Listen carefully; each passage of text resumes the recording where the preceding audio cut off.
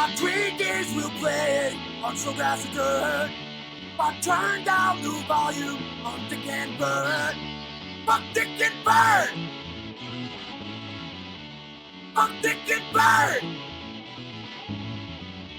St. Paul admitting the law and life, and hitting rock bottom, drugs in the ex-wife.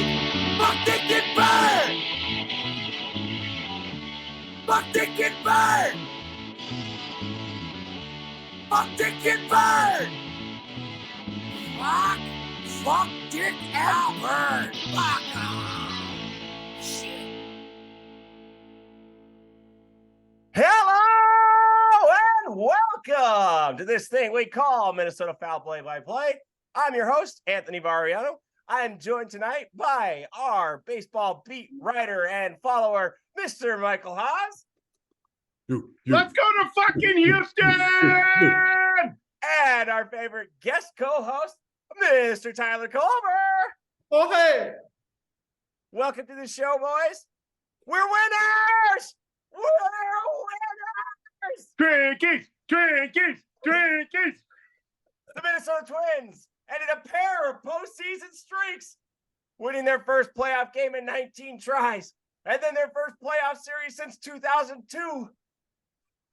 I was in middle school for playoff sweep. Beat Toronto in two different ways. Home runs in game one, no home runs in game two.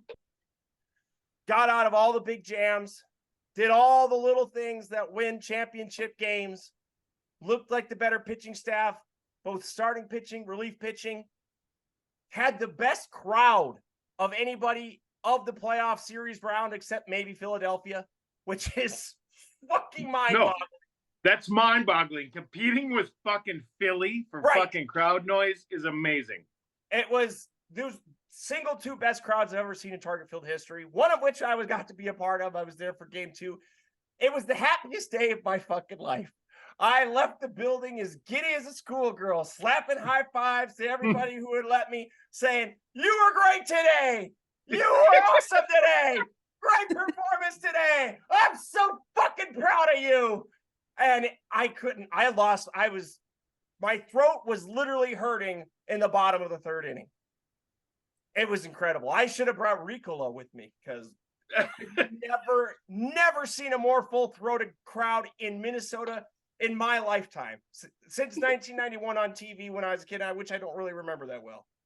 And Mike, you're a little bit older than us, so maybe you have a better memory of that. But everything I've seen out of the dome for my Twinsdom, is that I'll call it, it's been like old YouTube videos. Right. But that crowd was just as loud as the fucking dome was in an open air stadium. Like, I was so proud of fucking the Minnesota faithful. Like, yeah, their fucking, other than the rich people seats, everybody else was on their fucking feet for 9 innings of baseball.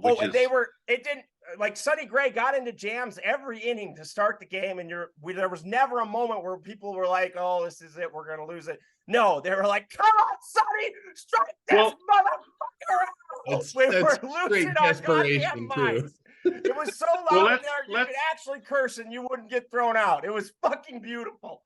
Well, no, let's talk through that last jam, because I was so fucking irritated. I mean, I was bashing fucking Rocco hard, where I'm like, be a fucking manager. The Blue Jays manager dropped the biggest ball ever, pulling out fucking. Well, that was obviously the plan going into the game, that he was only going to see the lineup that many times through. He wasn't going to get to the heart of the lineup. Bad plan before the game, bad plan during the game. Yeah, Barrios was fucking owning the Twins. He was dealing. Yeah. He was fucking straight dealing. That fucking fifth inning, though, where Sonny got into a major jam. Second and third, one out, I believe. And fucking Correa fucking saved him. Like, that inning kept ticking, where I'm like, what the fuck are you waiting for? We've seen this over and over and over, where he just derails the third time through the lineup. And Correa, just like he did in game one, and we'll talk about that after this. Oh, my God!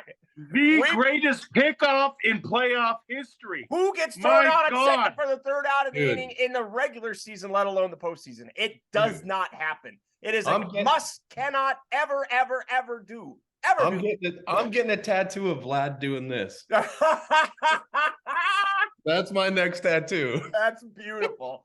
I want that on my wall too. Yeah.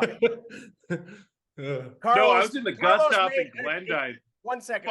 Screaming like there's families like, what's wrong with this kid? And I'm like, who gets picked up on second with a guy on third to end the inning? Yeah. Like this is, I don't want to use the word destiny because I'm a fucking Minnesota fan, but like things just kept happening for us. Beautiful. It was so beautiful. The crowd willed it to happen. That's what happened.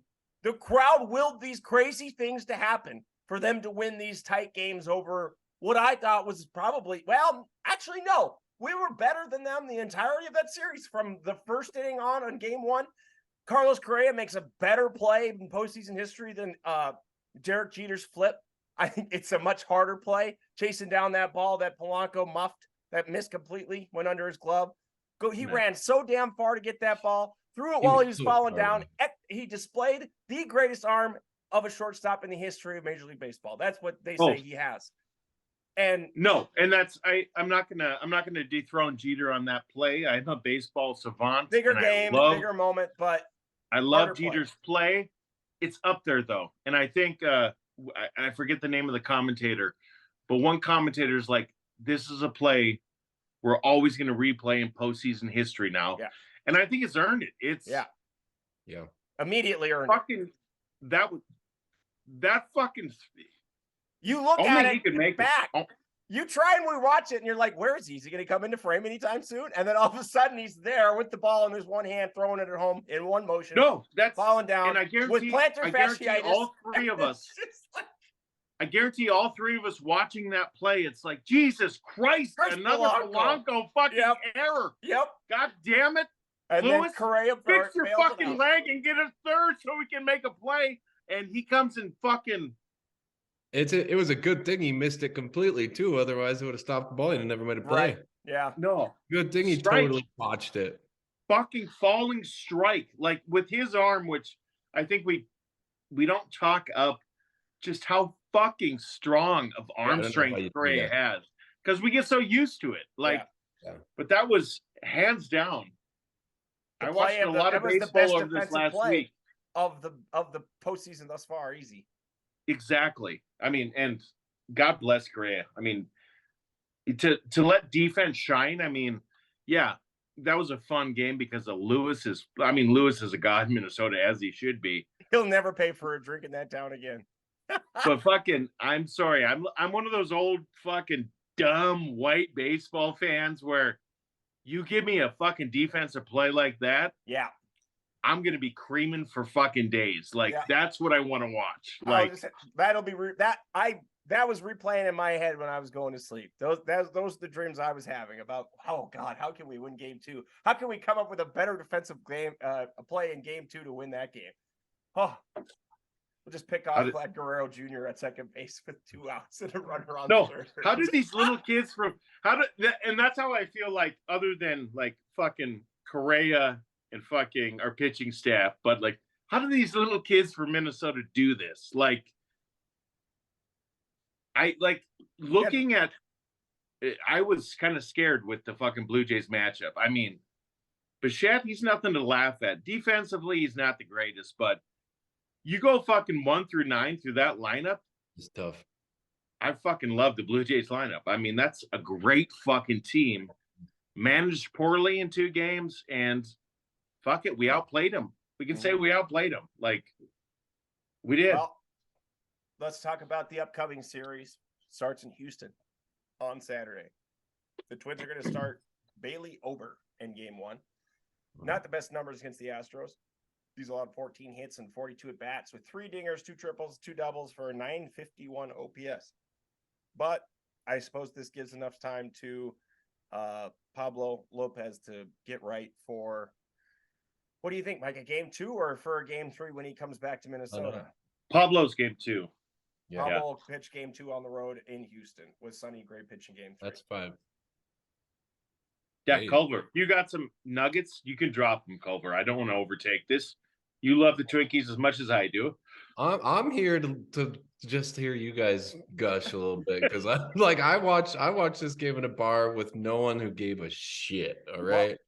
So I'm over here screaming, yelling. I'm like, "Did you see that?" And I was trying to explain to everybody why that was so amazing. Like, no, talking over. I like the over decision for this reason. At first, when I first saw the starting times for the games, all the games on Saturday, which fuck it up.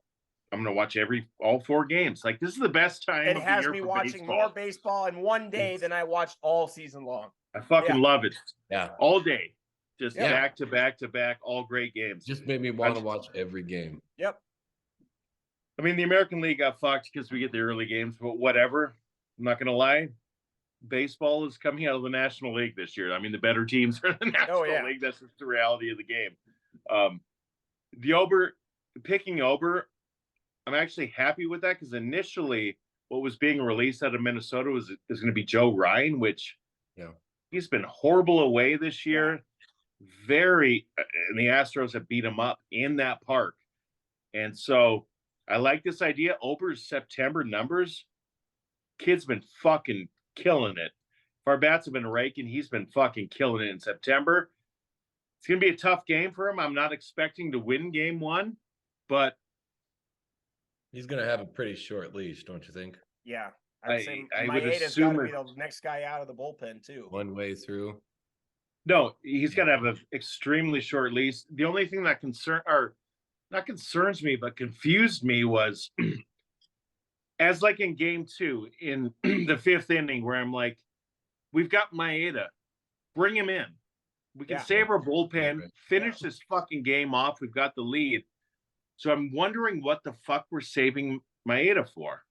Obviously, he's going to be coming in relief in this series, but after we didn't bring him in and we used Jax twice and we used fucking the Minnesota homeboy, Varland twice, back-to-back games. I'm like, I almost assumed we'd be saving Maeda then for game 1 of the division series. He's been talking about someone who's been dealing. Yeah. Maeda's been fantastic this whole second half of the year. And he plays better on the road than at home. So, like, I thought this would have been the game, like, where it's like, let's give Maeda 4 to 6 innings, see what he does. He might still get 4 to 6. So I don't know if I don't manage the teams. I was bitching on Rocco on game 2, but you know what? I'm deferring to the leader now because he gave us back-to-back wins. Yep. I don't trust him, but I'm rooting for him. Another guy you thought you'd see, given how well he's pitched this season, Emilio Pagan. Another guy we did not see in either of those first 2 games. And you thought, well, I would take Pagan over Jax in that situation where Jax starts off the inning giving up the leadoff double and then somehow works out of that jam in a matter of 90 seconds. And then the crowd absolutely erupts.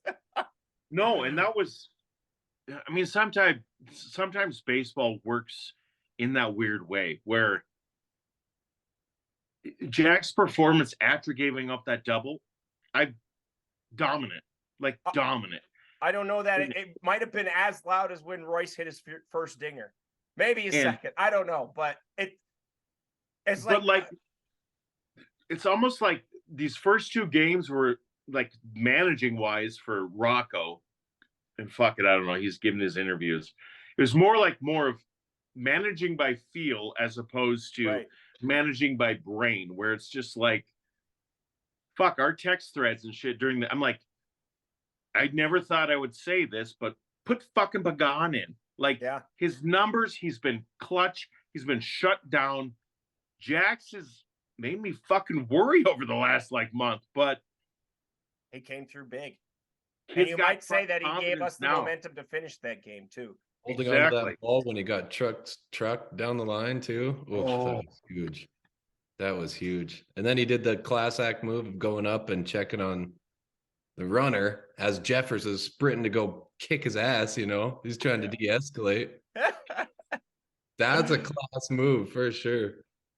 No, and that's And I think it would have been, I would have to have assumed it would have been Tony, because Tony's always negative in our threads when it comes to fucking anything Minnesota. But like, I have nothing but glee for the first two games because playoff baseball is tough. And I do understand if we didn't have Royce Lewis, we wouldn't have won game one. If we didn't have blah, blah, blah, we wouldn't have won game two. But that literally is playoff baseball. You need one guy, like Carlos Correa, the biggest postseason performer available to us. I know, but like that's what you're hoping for in the postseason. You're not going to get a lot of hits. You're not going to fucking. No, it's going to be one or two guys each game. You just have to edge out moments. You get a couple of moments to score runs and to stop runs, and you do both in both situations. But I mean, shit, we sucked Correa's dick. Royce Lewis, though, what a start. He is the October kid for Minnesota. He is the October kid. I mean, on his way to first base. I'm him. I'm him. Yeah. He's our Derek Jeter, motherfucker. He's our Derek Jeter. Absolutely. Well, God, the kid. I hope he can play third though in this series. I hope his fucking hand, because Polanco. Well, that's another question I have. Is Buxton going to play center field for us?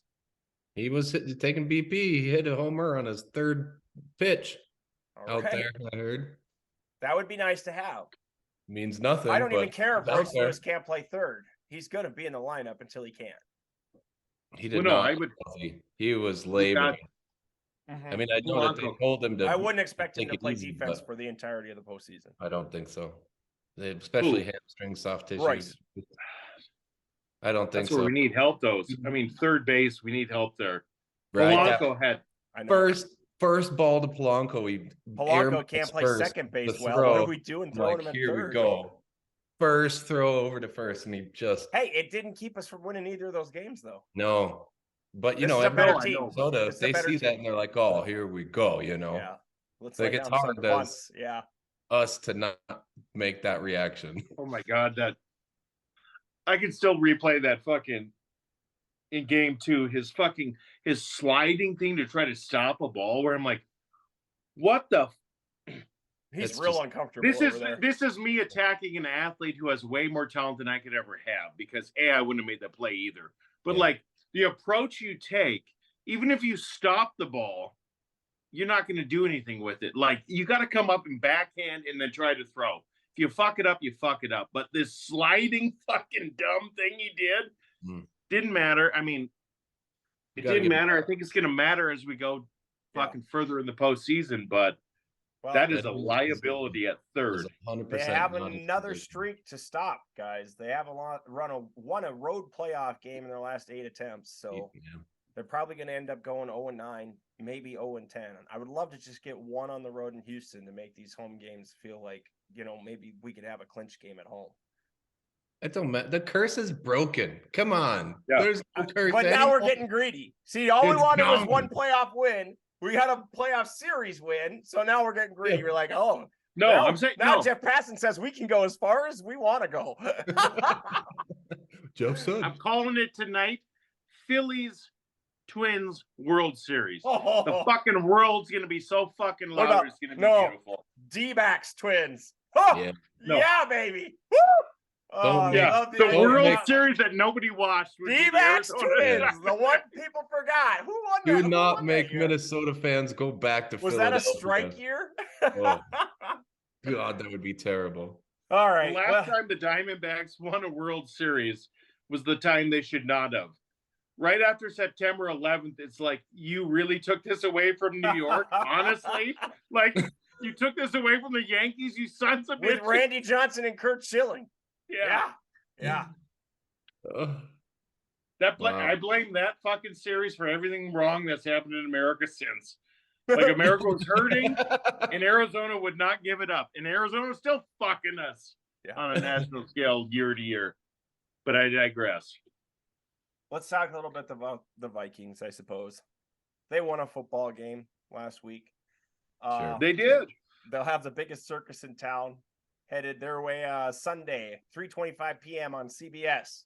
Taylor Swift and the Chiefs visit Minnesota. Kansas City Swift. You know what this is right here, guys? I put it on for this segment. This is one of these friendship bracelets they give out at the T Swift concert. I got it. I got it down in Denver. All right. Well, I think we can all agree that this is going to be a shootout, right? Yeah. So this should be fun to watch. It is.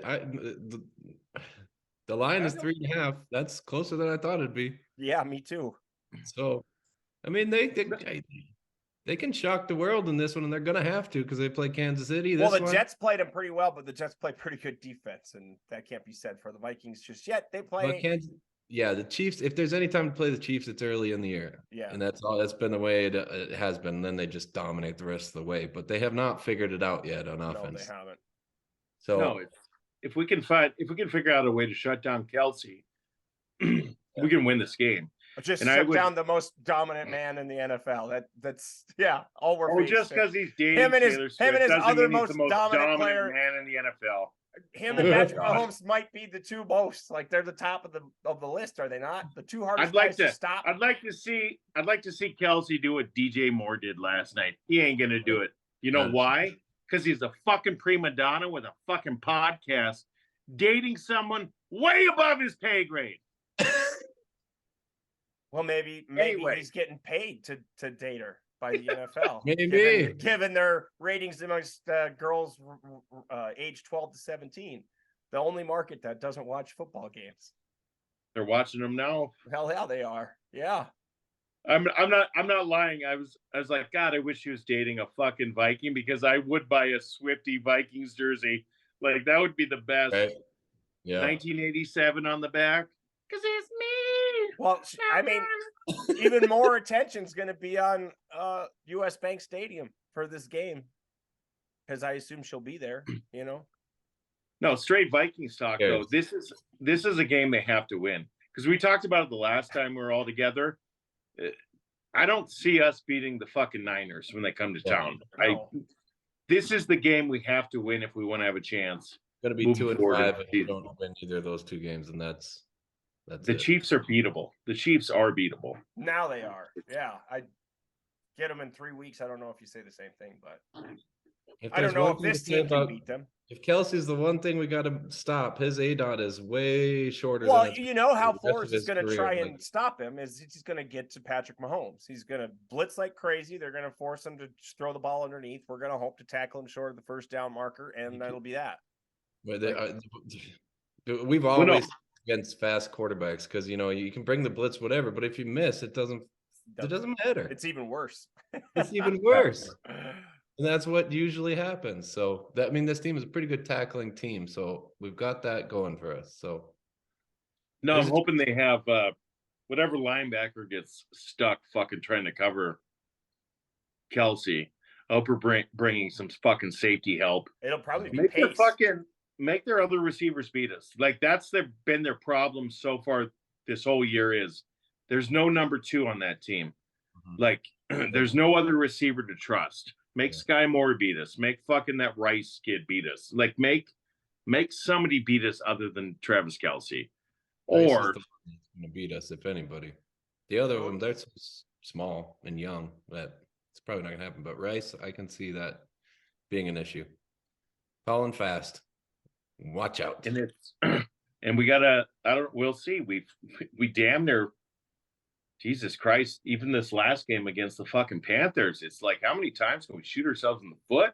Yeah. Like, we got to stop with these fucking turnovers. I mean, that's such an easy thing to fix, too. I mean, that out route on the goal line, you just can't make that throw. Kirk Cousins' ass puckers up so tight when the closer he gets to the end zone, it's incredible. That wasn't a thing last year, but it is. No, he had Adam Thielen last year. His head. He had a great red zone guy, and Adam Thielen didn't have a lot of touchdowns last year, though, comparably to the rest of the team. I think he still made him comfortable. I don't know. You got a guy who's got hands like that. See, that's a lot of 2 of his interceptions are balls on both hands and not caught type of, and that's stuff where like Adam Thielen, grabs the ball and then we've got a touchdown, So I don't know. Like No, I think that one play where he threw that fucking pick six. That was a terrible throw. Terrible decision. No, that was like watching somebody maybe who's so on fucking nails, where it's just like, I don't want to fuck up. I don't want to fuck up. I don't want to fuck up. Oh, shit, I fucked up. It was just such a fuck. Right with the ball's in his hand. You knew. Me and my brother were screaming at the TV, like, what the fuck are you doing? Like, you could see, like, watching the game, you can see the coverage, and it's like, no, don't do that. No. I think that was, for 99 yards. No. First or second down too. Like there's no. Don't get hurt. Don't get hurt. No. If anything, nobody can cover Jets. So nobody can. It's impossible. Kid's the best player in the NFL right now, hands down. The only thing that can take him out of a game is a very wet field in Green Bay. Yeah. How about a side story? It's not in your thing, but what I was surprisingly, I mean, I'm happy we won, obviously, but I was surprised with the Akers experience so far. Yeah, like looks good. He looked good for us. Like I think gave up nothing for him. I think he's going to help our fucking run game, which we desperately need help for. Mm-hmm. And I think it's. I was happy with his touches. Like I was too. He looked good. He had a whole drive there, and I was thinking of it. It's like, oh well, here it is. He's going to take over. Selfishly, I'm like, God, my fucking fantasy team has Madison. Get Akers out of there. But the real me is like, oh, dude, he looks good though. He does look good. He looks like he's running like a running back, and Madison looks like a fullback in a way, to generalize it, but that's what it looks like. Can I digress for just a second? I have this vision for Sunday's afternoon game when it pans up to some suite. Instead of wearing that ugly fucking red jersey that fucking Swift has worn the last 2 fucking Sundays, I want to see like a Prince fucking shirt or something. Like pay homage to a fucking king. Yeah, right. It could happen. There's a chance it could happen. You think she listens to Prince? You're goddamn right she does. I think she knows that people will love it if she does. As someone who went everyone except for the guy she's allegedly dating. I'm just saying. He doesn't. As the only guy in the podcast who has seen her live and went to a show decked out in Prince gear, I think she knows her older fan base loves Prince. That's all I'm saying. All right. Well, let's celebrate some more ladies. WNBA That's expansion. The dumbest thing I could have said that whole last 3 minutes. Perfect segue. Perfect segue. Tony. Keep talking about ladies. The WNBA Finals start on Sunday at 2 p.m. on ABC. The Las Vegas Aces will play host to the New York Liberty in what I believe will be the greatest WNBA Finals of all time. The league also announced that Golden State Warriors have paid a record high expansion fee to add a 13th team to the league in 2025. That is awesome news. The Lebertard show was wrong then. Why is that? Like this was the finals everybody predicted. Yeah. And their WNBA specialist thought Connecticut. What's the Connecticut team? The Sun. Yeah, the Sun. I'm pretty sure I'm a little bit more in tune than their WNBA specialist. I listened to him and I'm like, no, this guy knows what he's talking about. He's bringing that Tony enthusiasm. The only team that beat the Aces twice this last season were the Liberty. And they've got superstar wise, they've got 3. I mean, Courtney Vandersloot. Well, Jonquel Jones. I'd say they have a big 3 that is on par with the Vegas. Well, not on par, but close to on par with the Vegas Aces. The Aces are just overwhelming. You look at that team and you wonder how the hell anyone could ever beat them. That's how good they are. And it's a 10-minute warning. And I think they've got the series. I'd like to see it go 5. It's a race to 3, so we'll see. But like I say, the Liberty played them tough. Usually when the Aces lose, though, it's because they shoot the ball terribly. I've said this before. They have the defensive player of the year, so that's going to be a problem for trying to get anything out of Jonquel Jones, which means you're going to have to get a lot more out of Ionescu and Stewart, who are already doing so much for that team. Vandersloot's going to have to probably step up a little bit bigger in the finals. And I mean, you just got to make on the perimeter. You've got to choose which person you're happy beating you. You're either going to choose Chelsea Gray. The problem with Chelsea Gray is she's going to find people open for wide open buckets anyways. So, I mean, you kind of always have to have a body on her. If she goes off on 3, you're probably not going to win that game. Kelsey Plum, she can beat you in a similar fashion. She gets to the line a lot. She'll dribble drive. They do have a rim protector in Jones, though, so that might deter her from doing that. Chelsea might also have to play a little bit more on the perimeter, but it doesn't matter. Like, it's just pick your poison with them. Asia Wilson's going to light you up for 25 and 12 just about every game, and there's nothing you can do about that. Like, Jonquel Jones provided a problem for her in a couple games, but I just don't see that being the case going forward. She's been the best player by far in the playoffs, and she's been the best player in basketball the last 2 years. So how have we talked about the Twins with like baseball crowds? How have the crowds been like this go around for postseason? Connecticut's always sold out for playoffs. The Liberty's been freaking wild. They've been filling up the Barclays Center. The Aces, and it's a draft. It's a ticket lottery. There's not enough tickets for the season ticket holders themselves. I've been trying to explain that in the middle of nowhere in middle America, where they're just like, well, it's still the WNBA, and I'm like, these teams have some of the fucking most devout fucking fan bases. Yeah. And like, if you can get in, it's one of the greatest sporting experiences you can experience. Right. Like, the marketing aspect has to, what's going on the ground, the marketing has to catch up to what's going on the ground. Like, you can't have these games Sunday at 1 or 2 when football's going on. You just can't. You got to give them their own little time frame, because I'm sorry, like, good for the WNBA. Like, it is a legit beast now that should and could grow, you know, or no, it should be could and then should. But no, this is what I'll tell you, Mike, is that there'll be a bunch of football games on Sunday at 2 p.m. and I'll be watching game 1 of the WNBA Finals.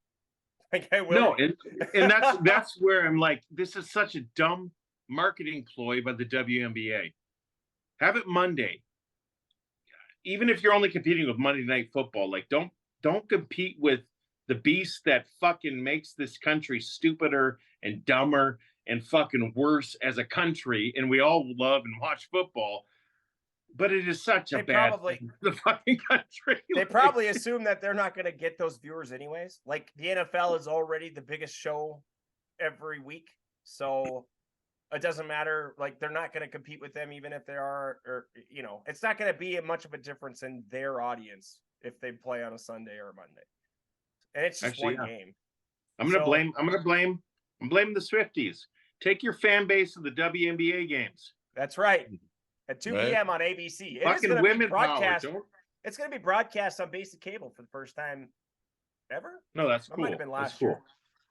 But yeah, I'm wondering if this new expansion team in 2025 affects Caitlin Clark's decision at Iowa, whether or not she sticks around an extra year. I think she stays if she doesn't win a final or win the championship. I think if she wins the championship, she goes. Honestly, do you think an expansion team's even? I think it's a money issue at this point for her. She's making more money now. Yeah, but you got to expect that the expansion fee paid will result in a higher salary cap, which would mean a higher entry level wage. So I don't know. I mean, I guess I have no idea what it's like to make that kind of money, but if you're making a decision to make, you know, again, she could stand she's only going to make $200,000 a year, right? Coming out of college, and she's probably making that on NIL easy. It's that fucking. Not that she's not going to make that. She's not. It's not like she's not going to make that by going pro though. Like, so now she'll have a salary. That's the toughest thing about sports though, because it bleeds in.